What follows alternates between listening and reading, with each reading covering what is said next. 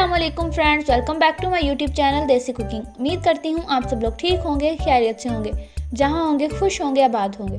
तो आज हम लोग बनाएंगे बहुत ही मज़ेदार फ़िश का सालन। आलू मटर के साथ हम इसको बनाएंगे। तो इसकी ग्रेवी बहुत ही मज़ेदार और तैयार होने वाली है। तो चलिए चलते हैं इसको बनाने की तरफ। तो सबसे पहले यहाँ पर हमारे पास जो है वो 2 kg हमने यानी 2 किलो फ़िश ले लिया और उसको हमने अच्छे से बेसन और नींबू के रस के साथ अच्छे से धो लिया है, साफ़ कर लिया है। नींबू और बेसन के साथ जो उसकी स्मेल है वो मुकम्मल तौर पर ख़त्म हो जाती है।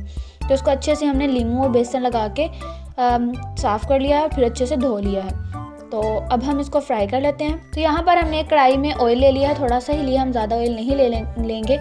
तो हमने यहाँ पर ऑयल लिया और ऑयल को गर्म होने देंगे। जब ऑयल गर्म हो जाएगा तो हम इसमें फ़िश जो हमारे पास है उसको हम थोड़ा थोड़ा करके ऐड कर देंगे। तो यहाँ पर हमारी फ़िश फ्राई हो रही है। अब हम इसको बहुत आहिस्ता से, इसको ज़्यादा अपने चम्मच नहीं चलाना है इसमें, वरना ये टूट जाएगी क्योंकि बहुत ज़्यादा ये नरम होती है। तो यहाँ पर हमारी जो फ़िश है वो फ्राई हो चुकी है। अब हम इसको निकाल लेते हैं। जब आपकी फ़िश इस तरह से ब्राउन हो जाए तो आपने इसको निकाल लेना है। तो हमारी सारी फ़िश जो अब फ्राई हो चुकी है, तो अब हम उसी कढ़ाई में जिसमें हमने फ़िश को फ्राई किया था उसी ऑयल में हम प्याज शामिल करेंगे। हम अलग से कोई बर्तन नहीं लेंगे। तो जब प्याज हमारा थोड़ा सा सोते हो जाएगा तो उसमें हम अदरक, लहसुन और 2 ग्रीन मिर्चें हमने मिलाकर पेस्ट बना लिया था, उनको अच्छे से हमने ऐड कर देने। ये पेस्ट तकरीबन 2 टेबलस्पून हमने भर के इसमें ऐड किया है। इसको हम अच्छे से पकाएंगे। जब थोड़ा सा ये पक जाएगा फिर हम एक मीडियम साइज़ का हमने टमाटर यानी कि हमने कट कर लिया है वो हम इसमें ऐड करेंगे और इनको अच्छे से पकाएंगे।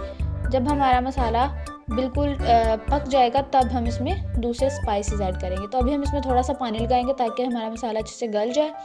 तो पानी लगाने के बाद हम इसको थोड़ी देर कवर करेंगे, 1 से 2 मिनट इसको कवर करके हम पकाएंगे ताकि अच्छे से जो इसका मसाला है वो सारा पक जाए।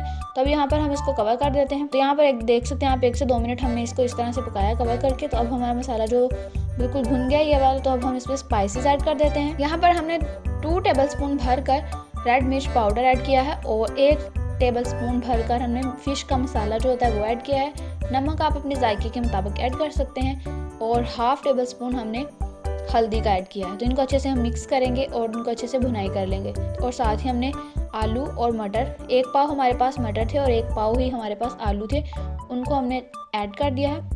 और यहाँ पर 3 हमारे पास ग्रीन मिर्चें हैं, उनको हमने कट लगा लिया है। तो अब इनको अच्छे से भुनाई करेंगे। 5 से 6 मिनट हम इसको भूनेंगे इस तरह। और 5 से 6 मिनट भूनने के बाद हम थोड़ा सा इसमें पानी ऐड करेंगे और इसको कवर करके अच्छे से पकने देंगे। तो अभी हम इसको कवर कर देते हैं।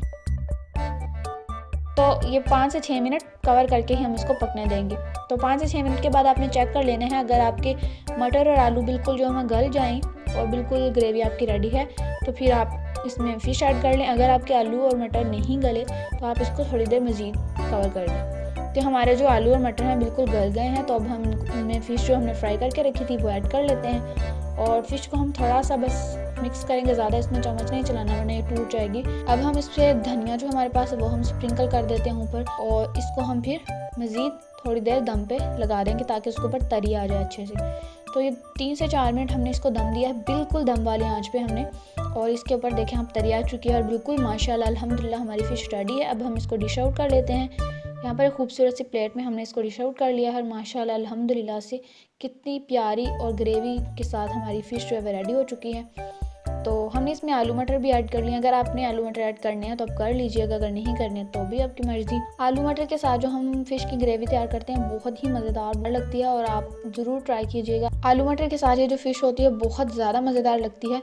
तो उम्मीद करती हूँ आपको मेरी ये जो रेसिपी और मेरी वीडियो बहुत पसंद आई होगी। अगर आपको मेरी वीडियो पसंद आई है तो मुझे कमेंट बॉक्स में ज़रूर बताइएगा और मेरे चैनल को सब्सक्राइब भी कीजिएगा और बेल आइकन दबाना बिल्कुल भी मत भूलिएगा ताकि मेरे आने वाली वीडियोस के नोटिफिकेशन आप तक पहुँच जाएँ।